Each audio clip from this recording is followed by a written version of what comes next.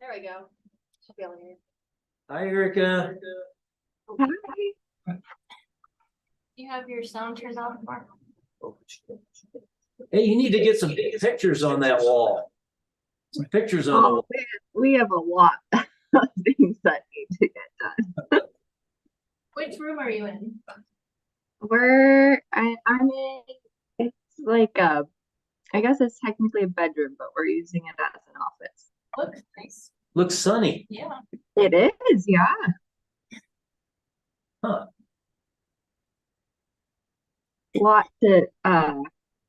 A lot of stuff is still in boxes. Well, have a great weekend putting away. Yes. You're hosting Thanksgiving at your house, right?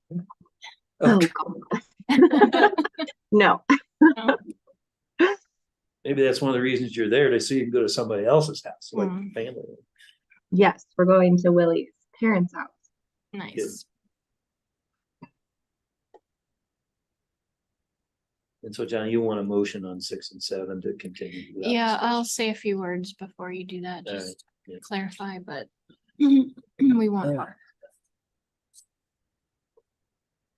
We'll get another minute, Melissa, but Okay, yeah, just give me the word when you want me to Yeah. start recording and.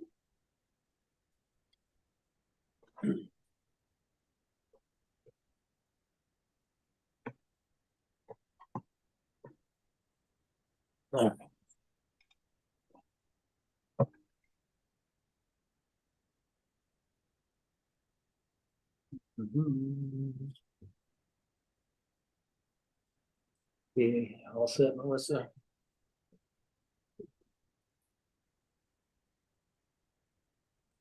Good morning and welcome to the HARC chair meeting of Friday, November 17th at 9 a.m. A hybrid meeting at Rebecca Hall, 113 West Columbia Avenue. We'll call the meeting to order officially at 9 a.m. and we'll begin with any public comment on non-agenda items. If you're online electronically, raise your hand. Or if somebody's in the audience wants to talk about non-agenda items. Otherwise, seeing none, we will move forward. First public hearing item today is at 225 North Willow. It's consideration of an application. Hello? Oh, just a second, Tommy. Erica? Introducing. Morning. Good morning. At 225 North Willow, it's consideration. Yep. Hello to you. It's an application for consideration of minor scale application in the historic residential zone district for an addition to an existing building that will increase the structure's floor area by more than 10%, but less than 25%, resulting in a building less than 2,500 square feet per land use code 7203A1C2, and an insubstantial scale application in the historic residential zone district for an addition to an existing building, which will increase the structure's floor area by less than 10% per land use code 7203A3D4. Legal description is block 32, lot 11, town of Telluride at 225 North Willow. It's in the historic residential district. Owner is Willow Ice LLC. Applicant, Alpine Planning and Tommy Hand Architects, and staff member Erica Jensen. Erica, live Great. from Oregon. Yes, thank you. Melissa, can you enable screen sharing? Should be, is it not? I'm getting host Is the disabled audio working? screen share. Yes. Having trouble hearing you guys. We can hear you. We can hear you, Tommy. Yeah, somewhere we're getting an echo. It looks like it's set up. No, Repeat that, Melissa. it looks set up for screen sharing. I can't share my screen. Can't either. Oh, now I can. Oh, perfect. Great. There we go. So Erica, take off. Okay. Can everyone see that presentation? Yes. Okay, great. So this is the final minor scale review at 225 North Willow. It is in the historic residential zone district and the historic residential treatment area and inside the historic district. And the proposal is for an addition to the primary structure and an addition to the accessory structure. Condition 1 is to reduce or break up the 45-foot ridge length. The design guidelines speak to roofs being similar in scale to what was seen historically, with a maximum ridge length between 35 and 40 feet, and this is at 45, so it should be reduced in size.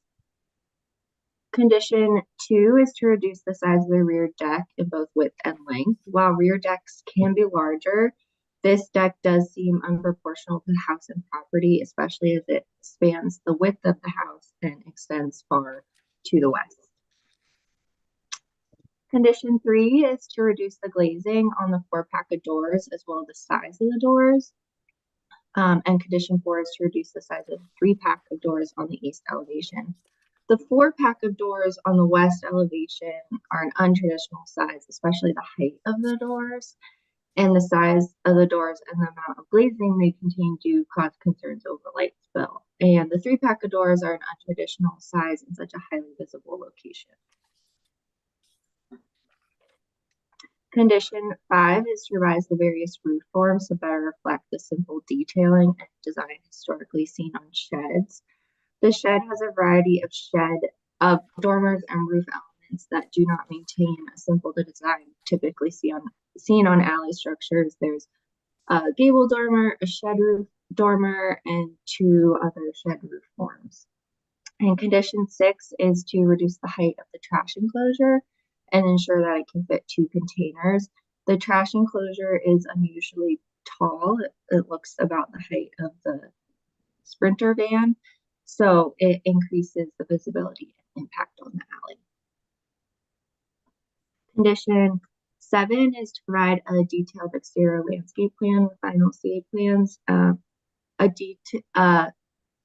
detailed exterior lighting plan. An exterior lighting plan was provided, but it appears that it may be missing some details. And then condition 8 is to provide a detailed planting schedule with final CA plans.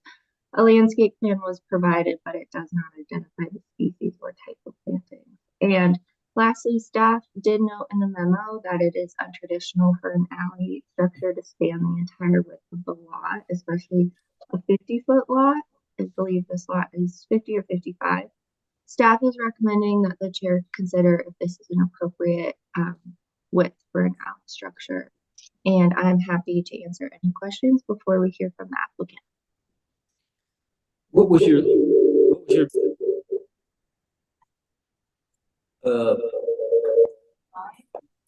Yeah, both the computer and the. could be my phone. Cannot be lowered to 0. I'm down. Yeah. Okay. What was that last statement that you hope the chair could consider Yeah, so the alley structure now with the addition and the carport spans basically the entire width of the lot. You can see from this graphic that this is a carport. So it basically goes from this side of the lot to this side of the lot. And it's just untraditional width for an alley structure to basically take up the entire width of the lot. So I'm just recommending that the chair look at this and consider if it's appropriate or not. Okay, and only one question. Yeah. Thanks for the write-up. Is your concern on the rear deck more in the width as it goes, the length of the house, or the depth? I mean, you mentioned both. I think definitely the width. I do think this side over here is pretty large in width and depth. Okay, well, the applicant will speak to that. I don't know how many feet wide that is actually. Can't scale it off my drawing, but I'll go through that with the applicant. So, all right, thanks, Erica. Mm-hmm. All right. So go ahead if the applicant wants to share the screen and we'll begin. And obviously you're going to go through and comment on maybe some general comments, but you might as well head right to the conditions and we'll look forward to the discussion. Okay. Good morning, Mark, Erica. Thank you. Chris Hawkins with Alpine Planning. I'm joined by Tommy Hine and Mike Balzer of Tommy Hine Architects. So, Tommy, do you want to lead this one off? You felt you had some great verbiage you were going through yesterday. I can either cover it or you can. So, Oh, no, you can go ahead and then I'll chime in at the end. It's fine. okay. So we just did a comparison slide set, kind of between existing and proposed to show you a little bit of what's going on here. Existing, in the back in particular, we do want to spend some time talking about this. We have the existing accessory structure. There's no, expansion of width of this structure at all. The only thing is adding as a carport, which doesn't even count as a building, and it's a really light carport, which we'll show you in the elevation. It's designed very thin in profile just to not stand out too much. So this is level 1 going up again, and you can see the carport. We did want to show you the existing deck versus the proposed deck. So the existing deck is about 599 square feet, and the proposed deck is 574. So it's already being reduced down and pulled down on the side over here. And so there is just this difference, and that's why we feel it's a much better solution. It's not extending beyond the edge of the house on this south side, and it's in parallel on the north side. Oops, sorry. Proposed level 2, again, not any big noticeable changes we want to go through on this, but again, you can just see the progression going up. And then the roof form, we are going to spend some time talking about this a little bit. The existing roof plan is very complex in comparison to the proposed roof plan, and you'll see that more in the elevation. Here's again, some elevation comparisons, existing west elevation, and then proposed west elevation. Again, if you can kind of look at the glazing between the two areas, they're somewhat similar. It's just grouped together a little bit differently, where you eliminating some glass on this lower level and transferring it up top and so forth, and windows getting a little bit bigger up on this level, etc. Then on the east elevation, again, same kind of concept, existing east, proposed east. Again, you can see the amount of glazing here compared to here is about the same. Understanding we are grouping it together a little bit differently. Then on the north elevation, existing and proposed, again, real similar amount of glazing between the two on these. And and then on the south elevation, again, you got existing and proposed, and so generally it's about the same when you look between the two. We did want to talk and spend some time on this, like I mentioned earlier. We have the existing garage on the west and proposed. The only thing that's being added is just a carport. It's an open carport, very light carport. It's just, this is going to actually very transparent, and then we've got the trash enclosure, or I believe on that side. So that's really the only difference. And when you look at lots in town, if it's 25-foot wide lot, you oftentimes have a garage with a carport next to it encompassing the whole of the buildable area. So it's not uncommon throughout town, and it isn't a full structure. We understand this accessory building existing is a little bit different than normal, but we just ask your consideration of how minimal this design really is, and is it an issue or consideration pursuant to the design guidelines. Is that a carport 15 feet wide? Mike, can you comment on that? How wide is that? Well, I'll chime in on that. Go ahead, Mike, if you have the dimension. So one of the things now, Mark, that we could do, now I think I have a better understanding of Erica's issue, is right now we were trying to have a covered stair down to the lower level storage. I can probably eliminate that. That would cut out, that would narrow the carport by 3 to 4 feet. And then if we put the trash around the back, we could probably visually, we could probably get rid of 6 to 7 feet north-south pretty easily, and I'm okay with that condition where we can study removing the basement or study moving the basement stair access and study relocating the trash to reduce the apparent north-south width of the shed structure. Sounds good. Okay. Okay, Tommy, did you have anything else to add on terms of the presentation for Mark? Well, I want to go back to the roof. Oh, right. we have Sorry, a- I didn't touch on that. Thank you. Oh, go ahead. No, go ahead. You started. So right now, Mark, this roof is really complicated and there's a lot of snow shedding problems on this roof. So part of our exercise was to kind of simplify that overall mass and then change the kind of the in-between framing so that we could heat it and get the roof to shed more, actually even more to the west is what we're trying to do. We like the idea of the expanding it also for additional solar panels to meet the HERS rating. So I think there were multiple issues. And then thirdly, we felt that the existing, there was some confusion between what was the dominant primary gable form and then the living room being the subordinate gable form. And we felt by increasing the scale of the primary gable form with the master suite that we're actually helping the overall massing. You can see how it's kind of a very short element and then it steps down and then the living room is actually lower, but it's longer ridge. And throughout town, we work really hard to have a primary gable form and then subordinate gable forms adjacent to it.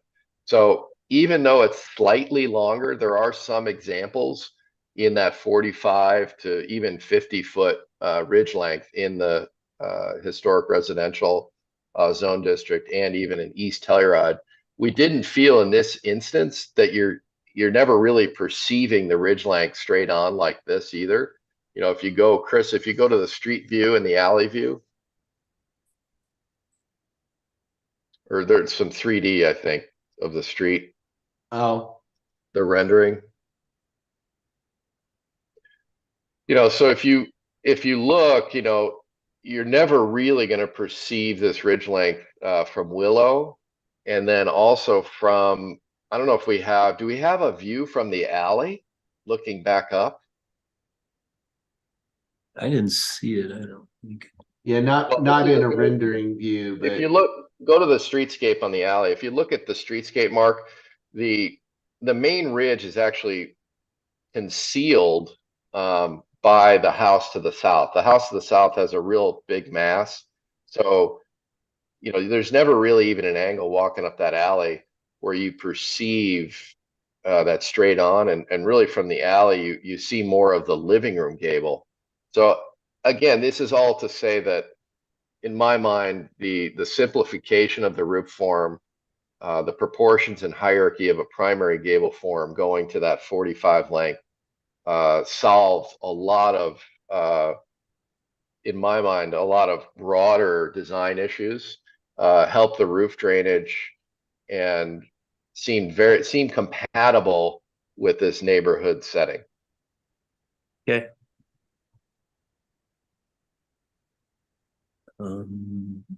What else? that's it. I think that's it. Questions? Yeah.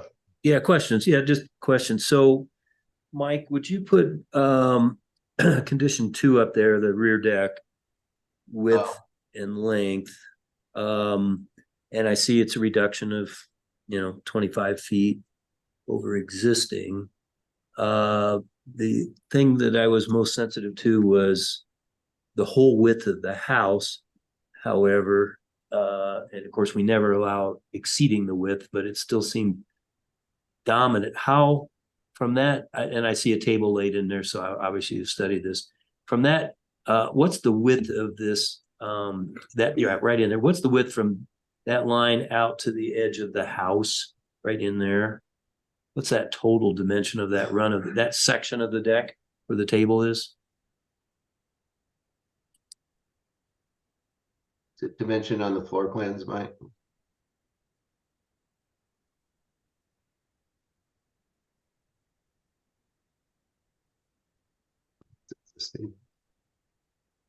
Yeah, right there. What's that say? Well, I don't see a dimension. That's Yeah.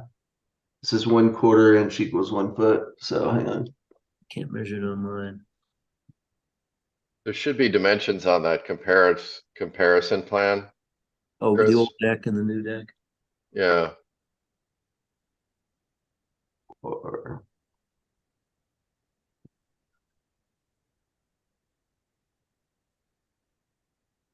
so about 10, Well, all the way, 10.5, all about the 10 way, point. all the way to the corner, Mike.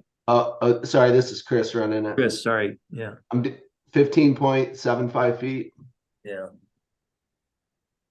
I kind of agree with Erica that there should be some minor reduction there to help with the mass, not necessarily major, but a foot or two. And the table would still work, but 15 foot something. Okay, well, I'll consider that. And then if we could talk about 5, the various roof forms on the shed back there. hmm That's my last area of question. Go to the, well, I guess that's the roof plan. Yeah.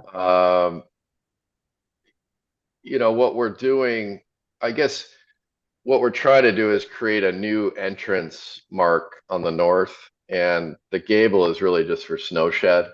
And because the head height is so low, we had to do some kind of dormer element on that north side. We thought that the shed stepping down on the edges where we were adding additional square footage was a really valid approach, because the shape and the shed would be preserved by these additive elements.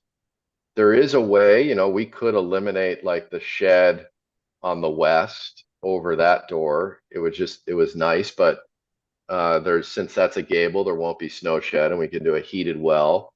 We could go to a shed dormer over the north as well. We would just have to heat it and have snow fencing and gutter. So all of the moves on the roof and these shed forms were intended to kind of subtly add some usable area to make the bedroom suites work better, and then create more of a step down to the surrounding yard that you just see it from the house on the east elevation, and the dormer is kind of concealed with the other roof from the alleyscape. So, you know, we didn't think these were dissimilar to other approaches we've taken on sheds in town. I don't. The shed. Let's see. This get oriented. The shed roof on the north side that faces the alley. There's a shed on the west that faces the alley. That's kind of at a half level. Can I see that? It's right there on that oh, that's fine. It's right there over the door on the west. Oh, okay. Go to that comparison elevation if you want, Chris. You see there, the proposed garage west, it's right over the door in the lower level. Yeah. Okay. Yeah. But on the east and the north, that just faces yard area and just adds to the complexity a little bit, I guess. On the east and the north. I guess, but you know, it's not uncommon to have these funky additive elements to create these new uses and better floor plans. Can we go to a last question, a different elevation of the dormer, showing that dormer? Yeah, it would be on the south. If you look at the south elevation, the south compiled elevation, Chris, should be. Mm-hmm. There's a south. There should be a south shed elevation somewhere. My There we question, go. There you go. Yeah. There you go. There you go. It's kind of midway in the roof there, and it makes that whole bedroom work up there. my question was, could it be reduced somewhat just so it didn't look quite so dominant on a small shed? Oh, well, Because sure. it looks Yeah. overpowering. Okay. Yeah. I mean, I don't mind making it smaller and more compact as long as, because I think it's a fine element, but yeah, we could make it more compact. That could be a modification of that condition, Mark. That's fine. Okay. All right, just a second. I'm referring to my notes. I don't think I have any other questions. Just out of curiosity, what is that trash enclosure height? And why is it so tall? It's probably one of those things that just, Standard detail? yeah, like a standard thing, and it maybe it's taller than it needs to be, or maybe it got stretched up a couple feet. But yeah, I mean, that's taller than we normally do. It's 8 feet tall. We usually make them about 6 feet. So Yeah. Um, I mean, a bear could crawl in there and you wouldn't even see him. Well, maybe that's what you had in mind, a bear trap. Okay. We'll get well, it's one of those things where I think proportionally it related to the carport as like a 2/3 height. So even though it looked taller, it was relating to the shed. But again, if we put that behind the cars, Yeah, then you won't even, that solves it it. won't be part of that facade anymore. I think that solves Erica's concern about the length north to south. Okay. All right. We'll hear from the public. Do we have public comment? I don't see any. If so, electronically, if you're out there, raise your hand. If not, if you're in person, come on up and read your name. Not this project, huh? Okay. No one was here to see you today. I don't see anyone online, Mark. You got one? I don't see anyone. Oh, okay, yeah. Okay, so we'll deliberate. With me, myself, and I. Okay. I think the three of us have reached a decision. It's Friday. Are you arguing? Arguing? Could you tell? Okay.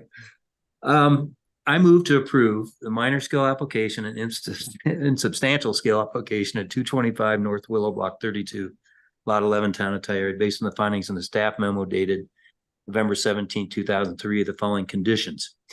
Before I read the conditions, I'll just make a comment. I think looking at the space and hearing the discussion of like simplifying the roof because my first instinct was to agree on the with Erica on that. I think I see the logic of the extra 60 inches. So the motion will be made as follows. Number 1 will be deleted. Number 2,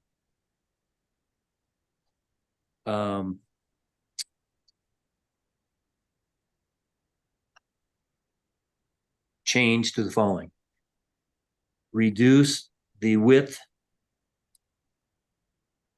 of the rear deck per HR 21A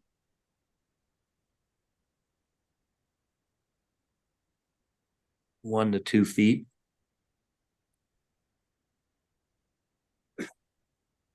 Period. 3, as Erica wrote. 4, as Erica wrote. 5, I'm going to revise to read as follows. Reduce the size and make more compact the dormer on the shed on the south elevation per AS4 intro and 4A. 6 is written, 7 is written, 8 is written, and I'll add number 9, which with the elimination of 1 will get renumbered here, but 9 is reduce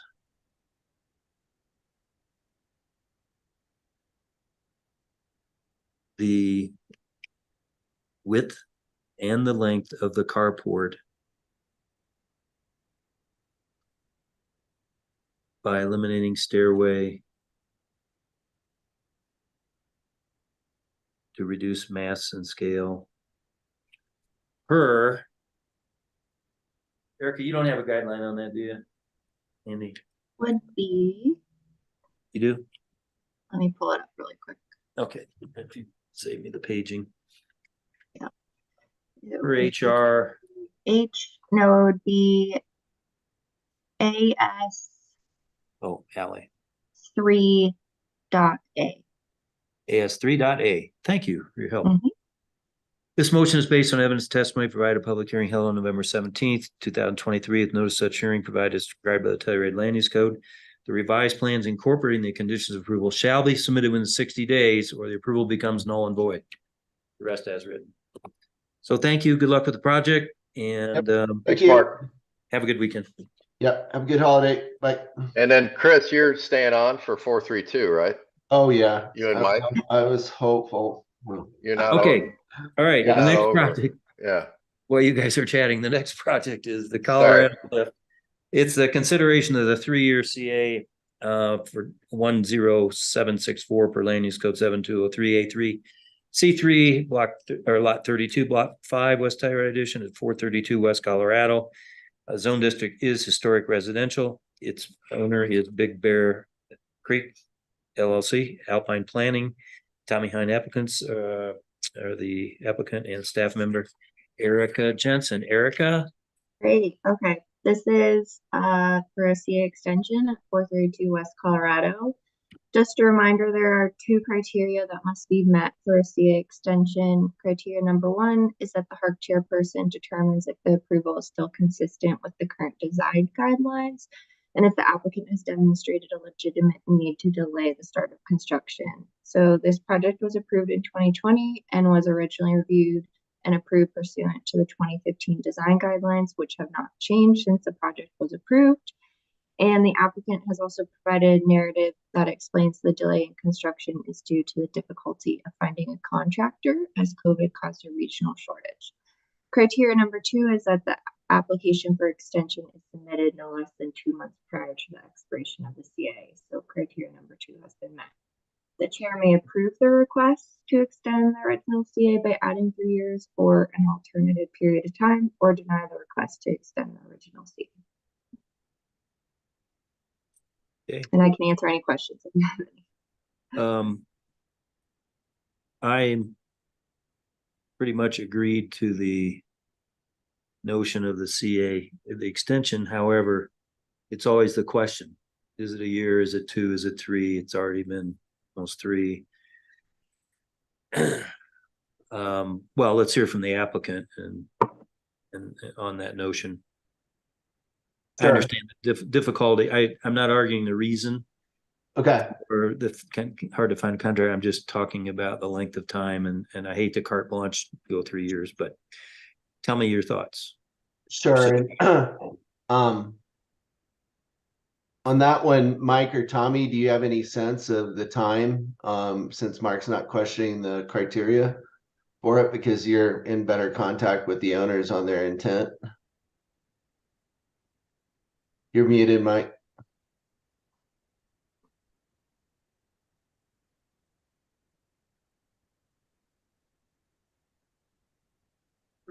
Mike, you're muted.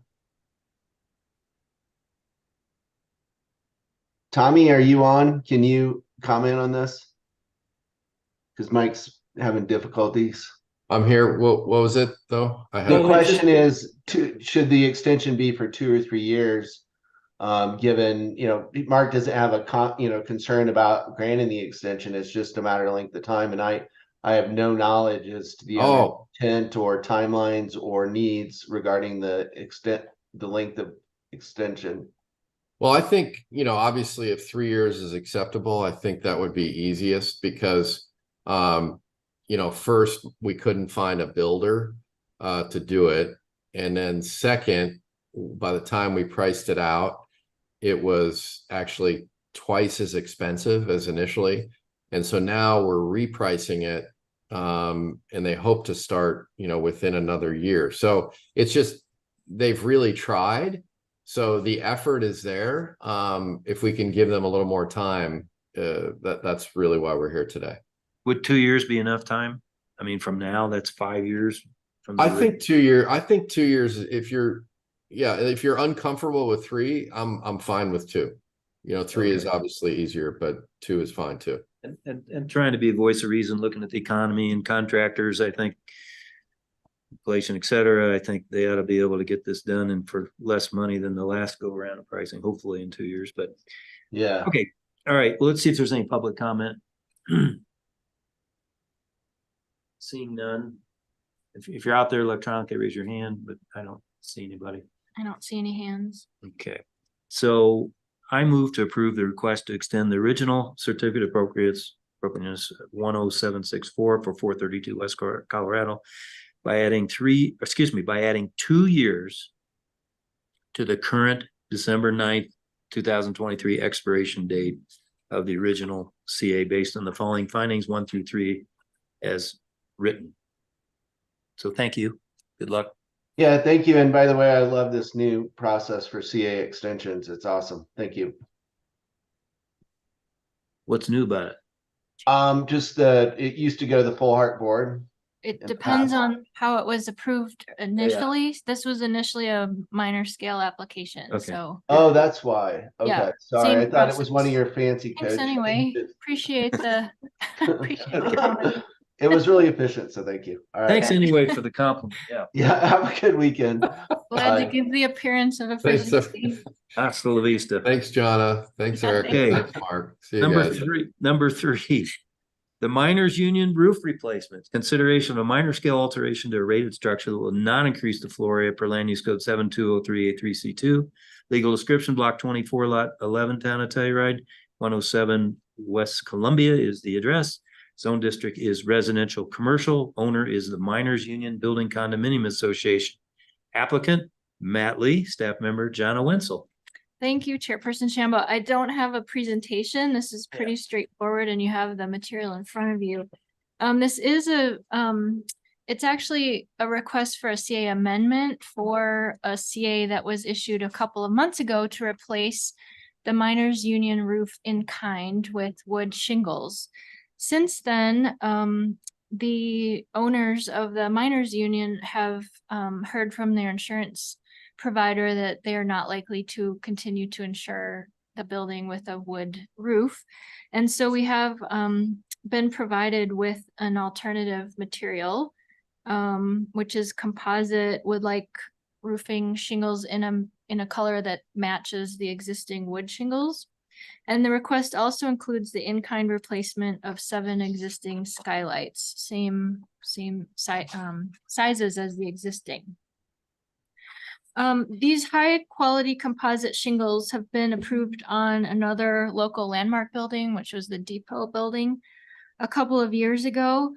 So we have an example, a real life example of how these look after they're installed. And it's staff's opinion that the appearance is almost indistinguishable from wood shingles after they're installed. So staff is recommending approval of the application as presented. I do see that Matt is joining us on Zoom, and I'm happy to answer any questions.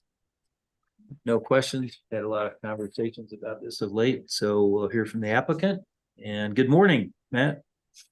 Hi, Mark. Hey, Jonna. I don't have anything to add. Jonna summed it up perfectly. So if you have any questions, Mark, I'm happy to answer those. Well, thank you for sample. And I love the variegation in some of the pieces. And yeah, from a distance, more than 10 feet, it looks like real wood. Can't say it does when you touch it with your finger, but that's not what we're talking about here. Yeah, So, up close, it's not great, but from a distance, it's hard to tell. So. Okay. And are you going to do this to beat winter, or is this a next spring? We're going to have to rebid it out to roofing contractors. The contractor that we had signed up last spring did fail to install it this summer and fall as we wanted. So I'm going to push for a April install. Okay, very good. Any public comment? If so, electronically raise your hand. No roofing gurus in the audience here. So I'll go ahead and make the motion. I agree with staff. I move to approve the proposed minor scale alterations at 107 West Columbia, Block 24, Lot 11AR, Town of Telluride, based the findings of the staff memo dated December 17, 2023. With this motion is based on evidence testimony provided at a public hearing held on November 17, 2023, with notice such hearing provided as required by the Telluride Land Use Code, and the rest as written. Thank you, good luck, and have a good weekend. Thanks, Matt. I'll prepare the amendment and get that out to you here in the next few days. Thanks, Mark. Thanks, John. Appreciate it. And thank you, Erica.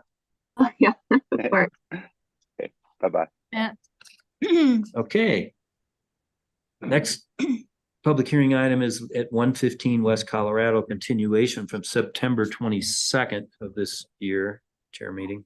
Consideration of an application for minor scale addition to an existing building in the historic commercial zone district, which will increase the structure's floor area by more than 10%, but less than 25%, and resulting in a building that contains less than 5,000 square feet pursuant to Land Use Code 7203A2C2, and an application for an insubstantial scale demolition of a non-designated secondary structure pursuant to Land Use Code 7203A3D8. It's at Block 5, Lot 53, Town of Telluride at 115 West Colorado. It's in the historic commercial zone district. Owner Monkey Wrench Industries LLC, a Colorado LLC, applicant ETL Architects, and staff member Jana Wentz, or excuse me, it's Erica Jensen. Again, We are indistinguishable. is this your last formal review? It is, yes. Oh. Good Yeah. luck. Okay. So, all right.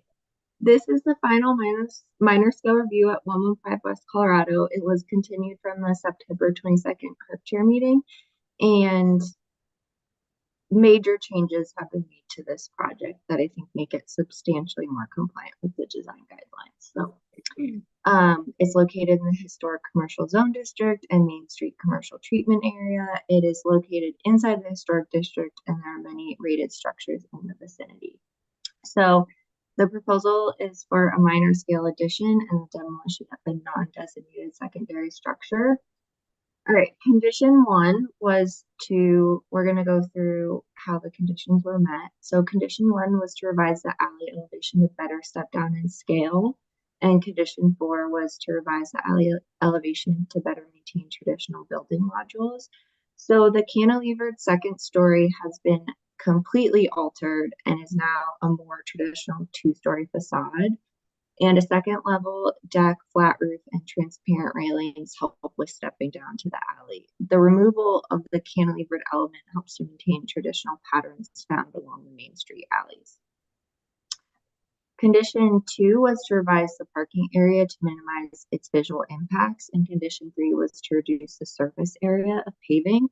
By enclosing the parking area, the visual impacts of parking are greatly reduced, and also by enclosing the parking area, the surface area of parking has been reduced and is less visible.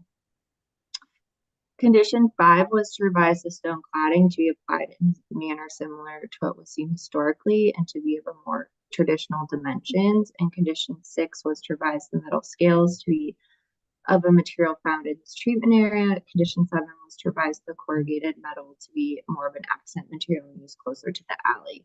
So the stone has been revised to be a more traditional stone seen in Telluride. The metal scales have been removed and replaced with horizontal wood siding, and the corrugated metal has been revised to be an accent material and has been removed from the view of the front facade.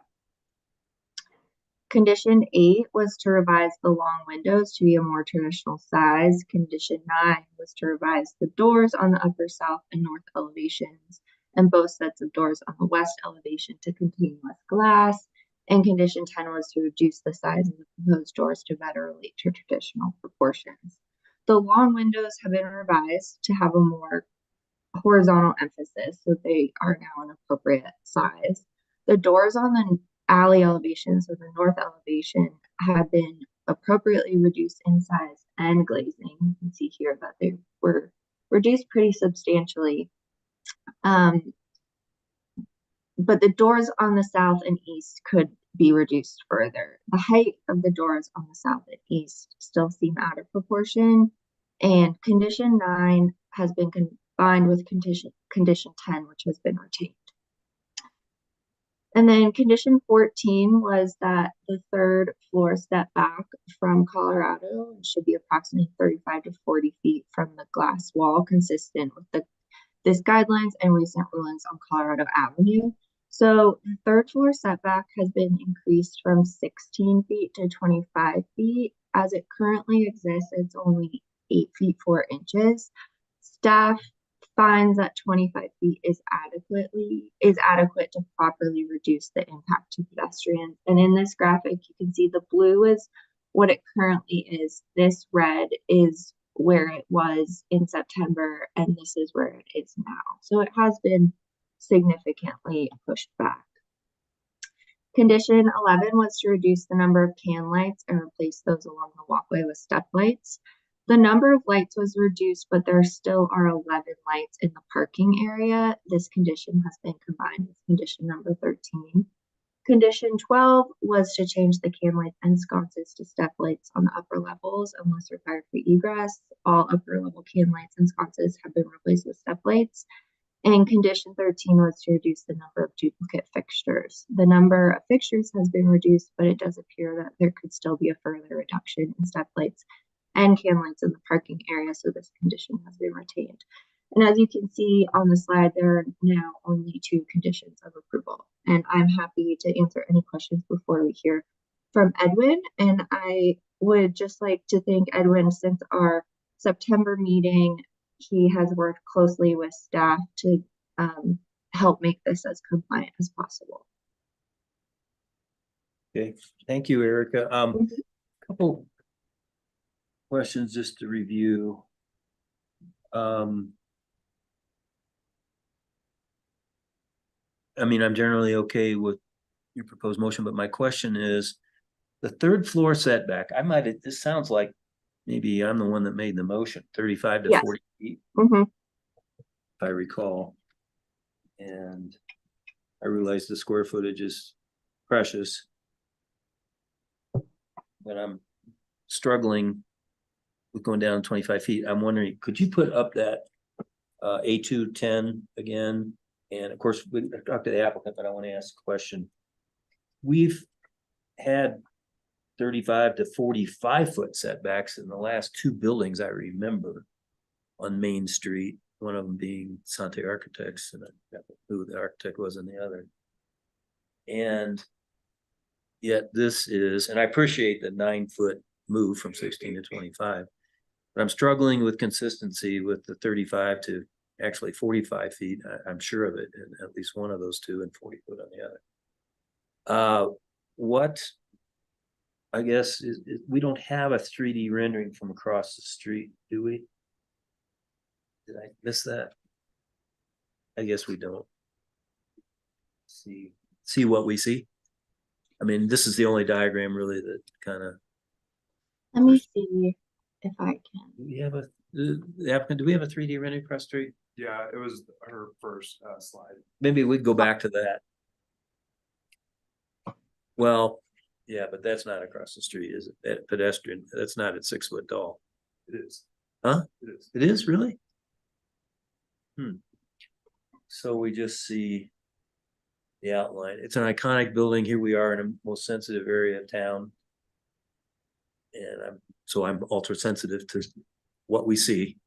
And I realize there have been some mistakes in the past, but that's no excuse for past sins for approving something going forward. I just wonder how many feet further back that would take, and being sensitive to your program, I know that, but to actually get that out of sight on this iconic building, but we don't know. Do you want to let the applicant Yeah, present? okay, I'm sorry. I and- was starting and to then ask. deliberate with yourself? Yeah.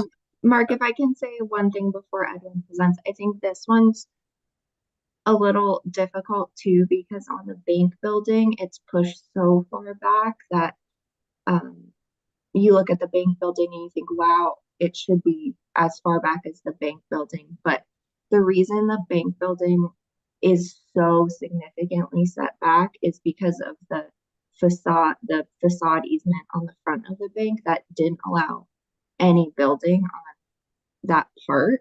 So it's a balance because normally it probably wouldn't have been as far back as Okay. what seen on the bank building.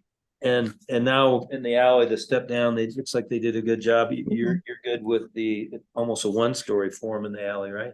Yep. So that's okay. All right. Well, thank you. Good job. And I'll save a final comment one after the motion here. So we'll hear from the applicant. And if you want to comment, particularly since we're all familiar and I remember this from September, you want to comment conditions 1 and 2, and actually also this 3rd floor setback, which she did not put in her motion, but I still have questions about. So please go ahead, share your screen. Absolutely. The rest of the items, I think we've clarified.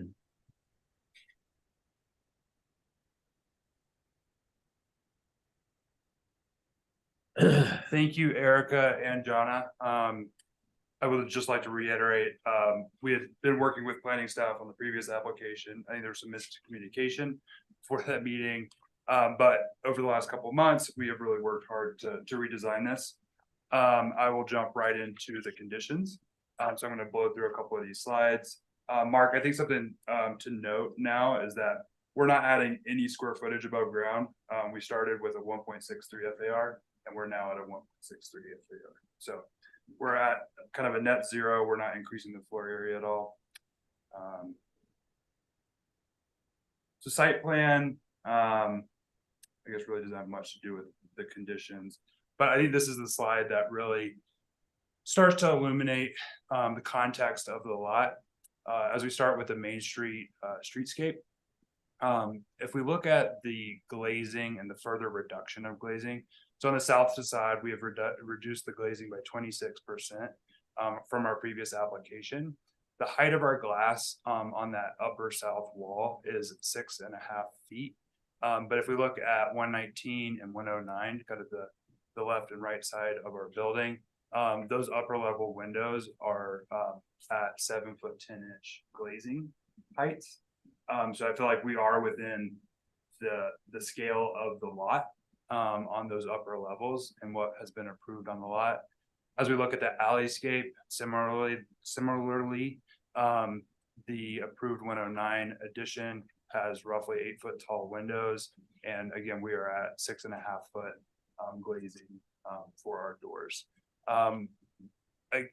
To further progress on that, our north doors, which have been deemed appropriate, are the exact same height as our south and east doors. So we would like to have consistency on this upper level, consistent door heights. So we ask that that be a consideration. And then with the setback on the south side, if we look at the bottom graphic, you do see kind of the 6 foot high person on the lower left and the line of sight. So that does match that rendering. You will see the upper broken railings through that view corridor. But again, we worked with planning staff and seen some of these railings with without an upper solid rail, kind of a broken rail that alludes to kind of stitching between the natural environment and the hardscape to kind of stitch this together. I think you're going to be able to see, all of these kind of upper additions throughout Main Street. But as you look at kind of the Pine Street perspective and looking at kind of where the free box is, how much that building starts to screen our building, and then the approved addition to the bank building, we're really starting to just really finessely sit back there. And then you can even see kind of further back the building starting to stagger forward towards Main Street as you work down the block. So their setbacks do start to encroach more. So it does kind of seem appropriate to start to stagger. And I feel like we are at a good kind of setback right here.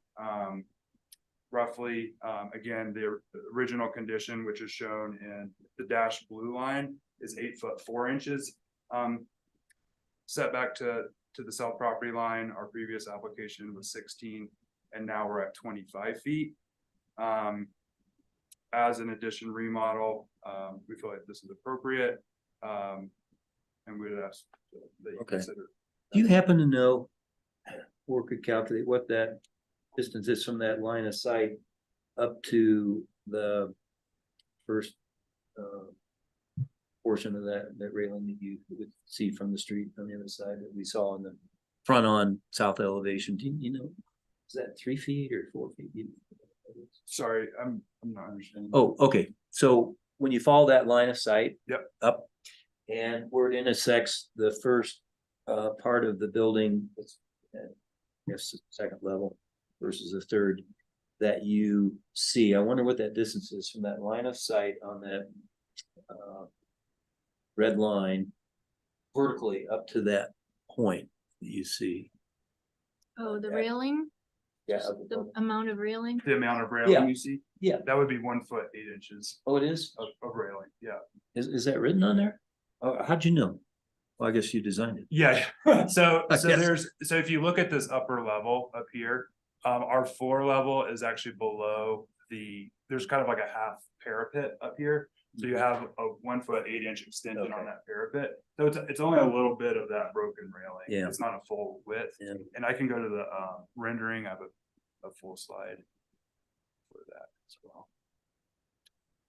So obviously from, center of Main Street, looking this way, the building is essentially untouched. Again, this is not historic, non-contributing building. And then this is the view from directly across. So you can start to see this upper broken railing, which we need for fall mitigation as we're raising the floor a little bit on this upper level. And then as you set back, we're using these darker forms to create a subordinate relationship and kind of out of sight, out of mind, instead of the loud red and blues that are up there. Could the railing be pulled back a little bit Yeah. it versus absolutely the could. building? It could, for I sure. don't know how wide a deep a deck is that? So the upper deck is full width, and full length deck. We are doing a, kind of landscaping green roof element on that full eastern side. So as you're looking at it from anywhere further down Main Street, you're starting to pick up a lot more vegetation that's screening that railing at all. So this is really the only kind of somewhat view corridor that you do see it. And again, And back to that red light diagram on A210, that upper level is actually the building, which is slightly seen above on the top floor. That's the building. That's not a railing element, right? Right. Yeah, up there. Yeah. Yeah. What's that dimension? and we could drop that half parapet down, so it's more just full railing height. So you just see through the railing. Point to drop the parapet where? Parapet So wall? we could remove this area of the parapet and just have it be a full height, 3 foot tall, kind of broken railing instead of having a small parapet, Okay, so substitute the railing for the parapet? or vice versa. The parapet for the railing. Okay, The reason I showed that parapet was it allows us to it gives us a nice place to put step lights, but also provides some screening mitigation and privacy for this upper deck. It also creates kind of a belly board banding for that upper level to give it a more traditional appearance than not having a kind of upper freeze, if you will. So we're flexible on that to work with. so your suggestion up there would be to drop the parapet height? Yeah, and maybe we go with just a 1 foot parapet instead of a 1.5 foot parapet. Mm-hmm. Or we could drop it to 6 inches. We could also get rid of it. And substitute a railing.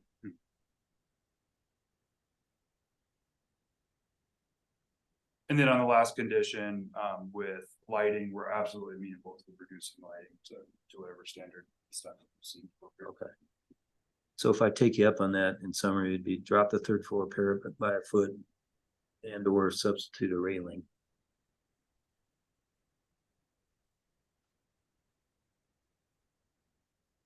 Okay. Okay. Anything else? That's it. Okay, we'll hear from the public. Any public comment? If you're out there electronically, please raise your hand. Seeing none. And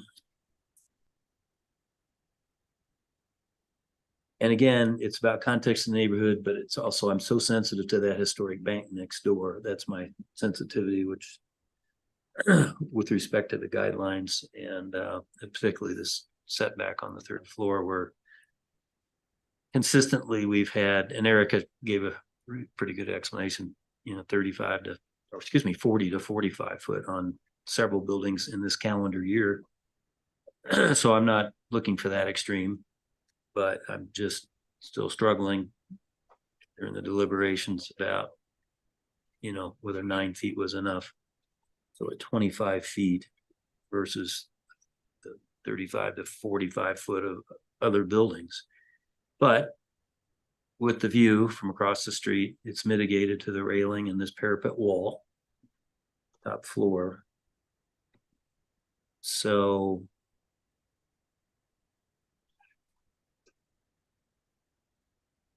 and we are trained never to make up our minds before we come into this meeting. So I've listened. I feel I need to add a condition here. So all right, I'll make a note of that. Let's see, Erica. No, we will, well, we can use and just reference the previous conditions on 14 or the guidelines on 14. So, okay. I move to approve the minor scale application at 115 West Colorado Block 5, Lot 53, Town of Telluride, based on the findings of staff memo dated November 17, 2023, with the following conditions. Actually, I want to withdraw that motion and I want to ask one more question. I've got to go back because Erica, on your condition number 1, he pointed out that the height of the windows on the south side are the same height as the north side. I agreed with your comment on reducing that fenestration, but are you swayed by that with what I think I recall was a 26% reduction from the previous design? Good. Yeah, that may have been a mistake on my part not noticing that. I will say the windows on the south elevation are much wider than the north elevation, so maybe that's why it looked like they were so substantially larger. So you could strike the height and just maybe a further reduction in the overall size. Yeah, I could just say the overall size, okay, because I agree with the width. Somewhat, it's not drastic, but overall size of the proposed doors and glazing on the south and west elevations. Okay. All right, thank you for that. Did you want to say something else since Yeah, I meant to mention, so we did a 26% reduction on the south. We did a 35% reduction on the east side, as you're seeing here. Yeah. And then on the north side, we did a 35% reduction. Yeah. Okay. All right. Okay, I move to approve the minor scale application 115 West Colorado, Block 5, Lot 53, based on the findings in the staff memo dated November 17, 2023, with the following conditions. Number 1, with an edit to simply say reduce the overall size of the proposed doors and glazing on south and west elevations to better relate to traditional proportions per MS 33A2 and MS 32B1. Number 2, as written, a new number 3 would say further set back the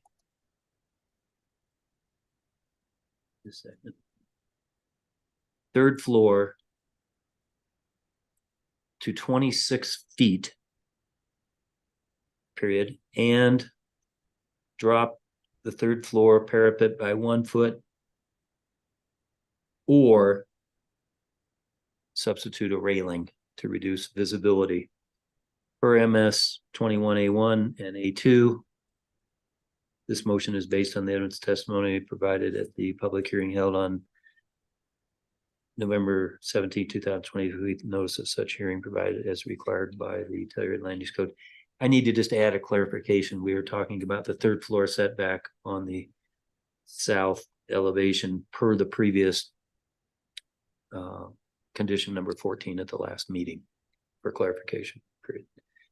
This motion is based on evidence testimony provided at public hearing held on November 17, 2023. No such hearing provided as required by the Telluride Land Use Code.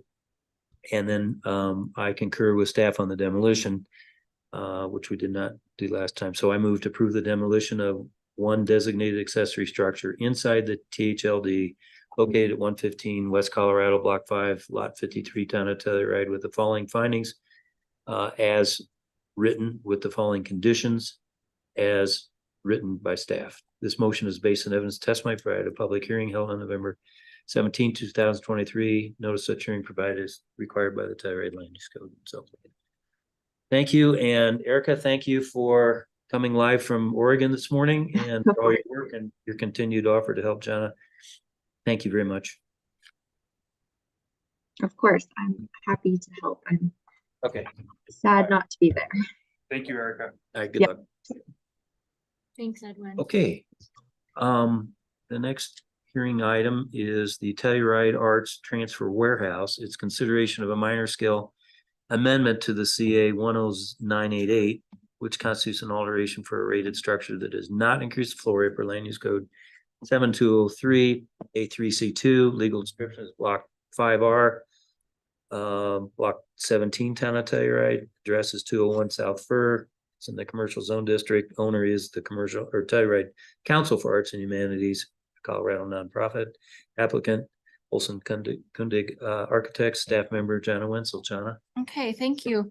This is a request for some amendments to the certificate of appropriateness that was issued in 2022. The building is located at the southwest corner of West Pacific Avenue and South First Street within the historic district and the warehouse commercial treatment area and the commercial zone district. There are many rated structures in the neighborhood.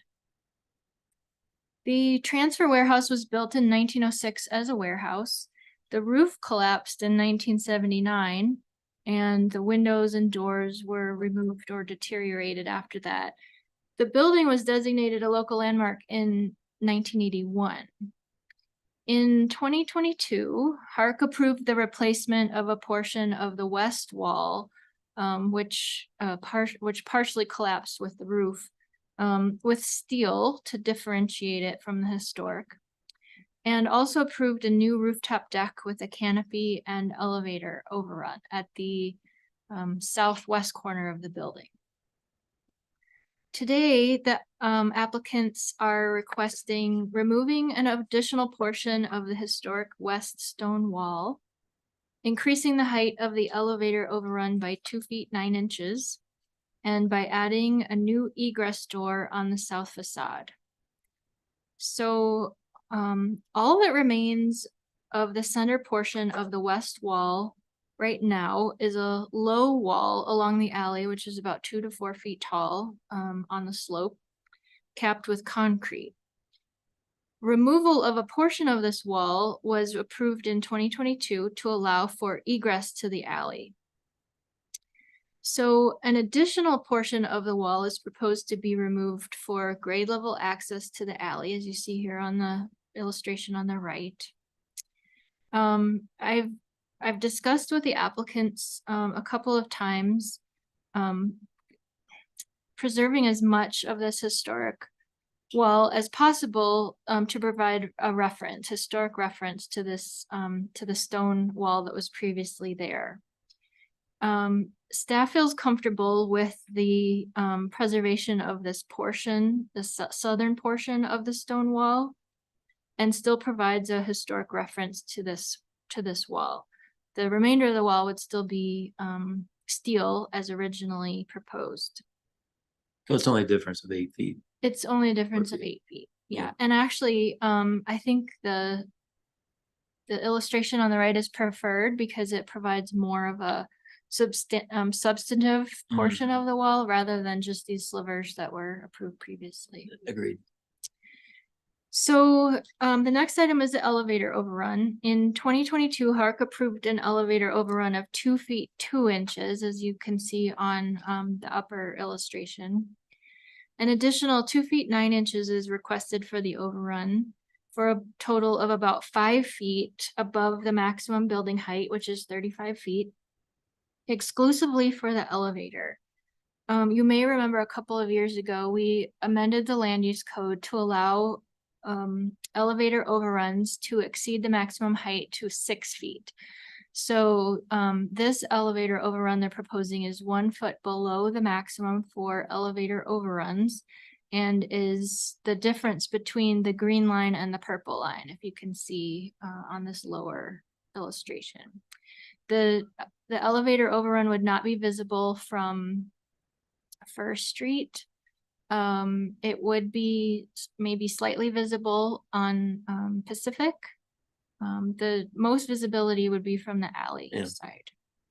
Do you remember what's the dimension of that elevator, the whole elevator box that goes up? Or I can ask the applicant. Yeah, That's okay. I don't know if I can. Let me Was see it if I a can- manufacturer change or something that they had to Yes, get a bigger? it's they've been discussing the elevator specifically with Otis, the elevator provider, and they explained to me because of OSHA requirements, the overruns are increasing for safety purposes, but they will explain that in Alright, further cool. detail, I'm sure. Okay. Okay, and the final item is an additional egress is proposed on the south facade with a steel landing and stairs. The location of this egress is appropriate because it's proposed in an existing opening on the south facade. So no additional historic material will be lost. It will be a typical sized egress door with a steel landing and stairs. And this would be on the south facade in an existing easement between the transfer warehouse and the new transfer condos. Okay. So staff is supportive of that as well. Okay.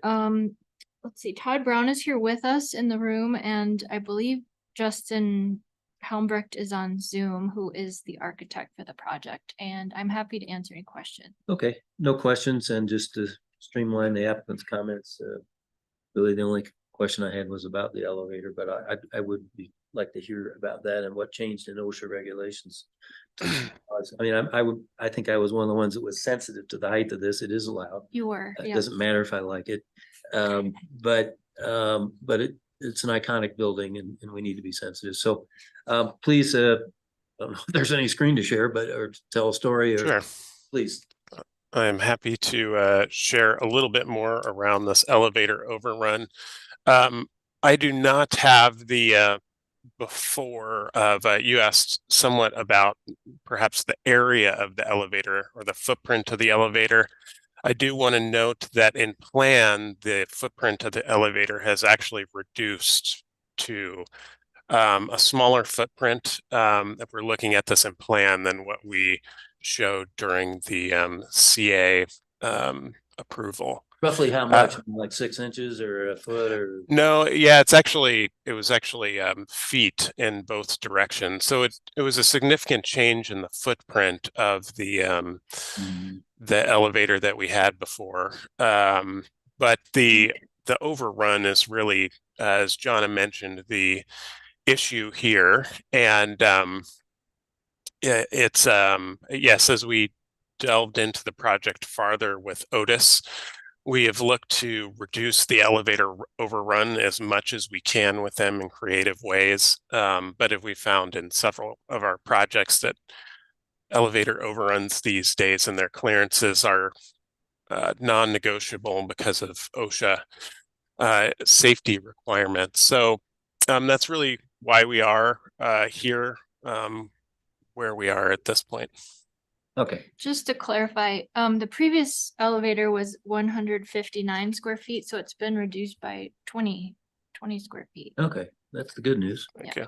And then I can present this slide, as John was saying, from a view perspective, from Fern Pacific, you really can't see the elevator overrun at all still from the primary facades. And I feel like this diagram is helpful that we created of a plane as if you were standing on the sidewalk across Pacific, looking up. And, you know, it's a little difficult because the parapet, as you know, the parapet on the top of Telluride of the warehouse is sloped with the higher end to the east and the lower end to the west. But you can see in this view plane in the red that you are clipping in view just ever so slightly the top of that elevator overrun. Very good. Thank you for that. That helps. Okay. Visual aids. Picture tells 1,000 stories. Okay. Yeah. Okay. I don't have any other questions. Could I add one more thing, Mark? Yeah. I should have mentioned. I've spoken with the Colorado Historical Foundation, who's the owner of the facade easement on this building, and they are supportive of these changes as well. Okay. Thanks for that. And I'll just add, Mark, that the change on the west facade is twofold. One is, as John has said, we're trying to preserve more of the stone to the south side of that, by getting it down to grade level, so we can roll trash containers out to the alley to get picked up instead of having to pick them up over that. As well as during construction, as we excavate that basement, we need to bring heavy equipment through there because none of the other openings are large enough. And this enables us to do that without building ramps and a whole bunch of other junk. Are you the one that discovered that? No, Okay. I mean, we knew it, we thought we could get by. Okay. And we're using Nico's special crawling excavator thing to get up and over it. But when we start a real huge excavation for the basement after the walls are stabilized, so we're a couple of years out, we need bigger equipment in there. And the south side egress is an emergency fire exit. Fire, yeah, I assume that. And otherwise, we would have to bring them through that northeast slanted corner. Yeah. Create, which is right over the stairwell. Ruin the building. Yep. Nasty. This makes it. Okay, well, Todd, from one engineer to another, R2S2. If you don't know what that means, Google it. I'll tell you after the meeting. Google it. All right. Any public comment? Okay, seeing none. I concur with staff. I move to approve the proposed amendment to certificate of appropriateness 10988 at 201 South Fur, Lot 5R, Lot 17, Town of Telluride, based on the findings in the staff memo dated November 17, 2023, with any conditions as determined by the HARC chair. This motion is based on evidence testimony provided at a public hearing held on November 17th. With notice such hearing provided by the Land Use Code, the revised plans incorporating the conditions of approval shall be complete within 60 days, or this approval is null and void. The rest as written. Thank you, very much. Justin, for your willingness to work with me. Thank you, everyone. Appreciate it. Good luck, and we will adjourn the meeting No, at 10:17. No. Oh, wait a minute, I gotta do, No. yeah, the motions to, yeah, Oh. okay, so we have two additional public hearing items which are not going to be heard today. So the first one, I will make the motion to, I better read it. Can I make a comment before you make the motion? These number 6 anyway was before you in September, and there was an issue that came out during the meeting regarding an access easement. And so we've done quite a bit of research on that, and both of these projects, 6 and 7, will need to go through a planning process. And we anticipate this may not be able to come back to you until January or February. And I wanted to say it's really no fault of the applicant. It's just that it Okay. is going to require an additional process that might take a couple of months. But we'd still like to have it continue to December in case it could be resolved more quickly. Okay. And then Thank you. All right. Thanks for that clarification. Yeah. Because it's discouraging when people schedule and take other people's places and they cancel for no reason, but I get it. Thanks for the Yes. clarification. Right. So I'll make two separate motions. Well, first of all, motion on number 6. This is the CNC House continuation from September 22nd, 2023, with the rest as written. And I move to continue without discussion to the December 15th, 2023 HARC chair meeting, this item. And our 7th public hearing item is the View House as described herein. And I move to continue without discussion this project to the December 15th, 2023 HARC chair meeting. Great. And now, by unanimous consent, we will agree, all of us, to adjourn at 10:19 a.m. Thank you. Anybody opposed? Hearing none, we're adjourned. Thank you. So Todd, in World